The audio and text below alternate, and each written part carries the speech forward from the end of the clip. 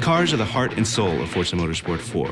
At Turn 10, we're passionate about bringing the most incredible cars to your garage. But before we do that, we have to travel the world, collecting, researching, and sourcing these cars for use in the game.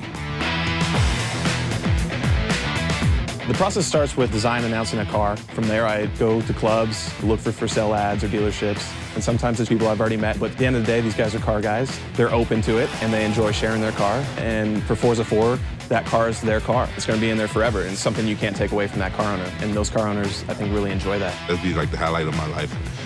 Some of my MMA fans driving my car in Forza. If it makes it, I'd be happy. If not, it'd be like, okay, next time I try.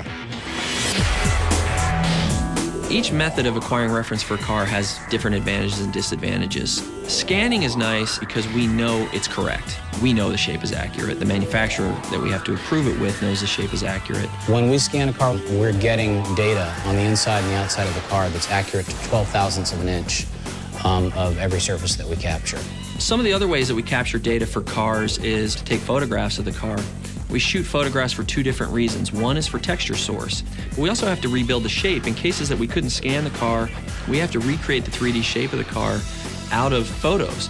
So you take photos from a lot of different angles, and then we lay those photos in behind the geometry as we're building them. So we actually match the geometry to the photo in the viewport when the artist works, and then we can match them to multiple views and know that it's correct, and then the shape is sub-centimeter accurate on the surface of the car.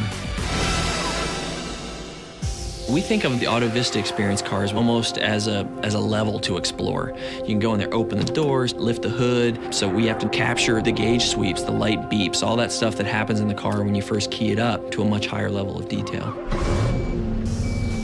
With the introduction of Auto Vista, we wanted to really immerse the player in that moment. So what we do is we actually have a surround sound 5.1 microphone that we put in the driver's position inside the car while we record that entire sequence.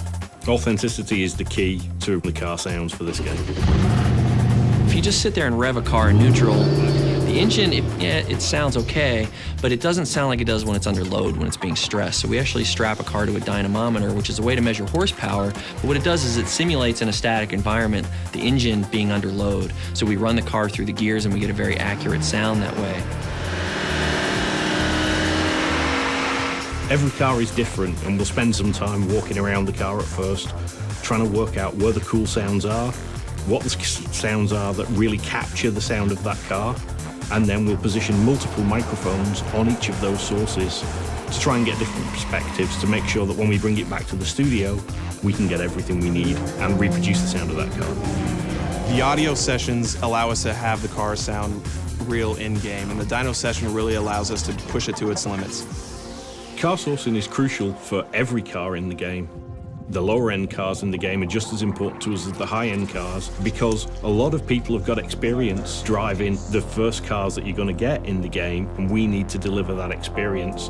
Much fewer people have driven a Ferrari, but all cars are important to us, and we need to make sure that every car is as authentic as it can be. From the sounds of the engines to capturing every line and curve on the car, the result of all this hard work is the most authentic, beautiful, and fun driving experience on the Xbox 360.